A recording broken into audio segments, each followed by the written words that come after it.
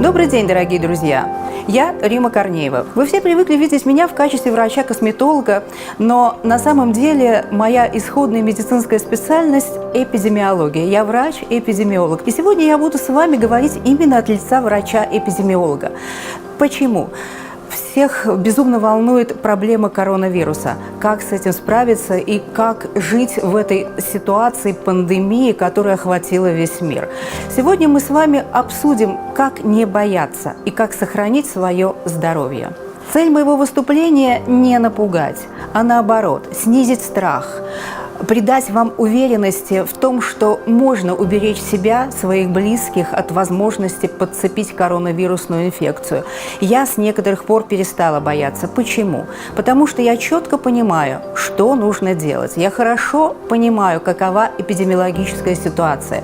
Уникальность этого вируса заключается в том, что он чужд нашему организму, от него нет вакцины, мы с ним ранее никогда не встречались. Мы точно знаем, каким образом вирус попадает в наш организм. И для того, чтобы себя уберечь от этого, мы должны четко придерживаться 3 правил. Правило первое. Держите руки в чистоте. Банально, но отчасти. Вы должны все время помнить о том, что вирус попадает в ваш организм через поверхности. Исключительно через поверхности. Поэтому каждый раз, когда вы находитесь где-либо и касаетесь этих поверхностей, вы должны непременно протирать руки. Зашли в лифт, кнопка лифта «Протереть руки санитайзером». И далее дотронулись до перил, протрите руки санитайзером, гелем-антисептиком. Если вы находитесь в автомобиле, вы должны протереть руль автомобиля тоже антисептиком, гелем для рук.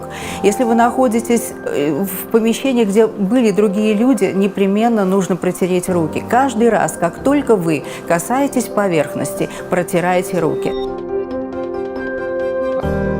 Второе, очень важное правило – осознанно следить за тем, чтобы не трогать лицо руками.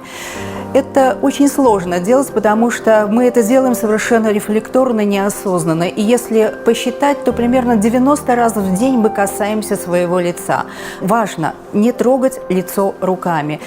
Что нужно делать, чтобы избежать этого? Для этого нужно носить маску, не просто чтобы защититься от вируса. Мы знаем, что через воздушный путь он проникает очень мало, практически не проникает. Исключительно это физический контакт лица и ваших рук.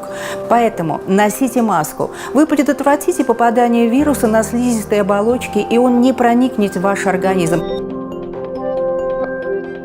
И, наконец, правило номер 3. Держите социальную дистанцию. Это 1,5–2 метра. Всего лишь 1,5–2 метра. Это совершенно несложно, потому что это никак не меняет вашу жизнь.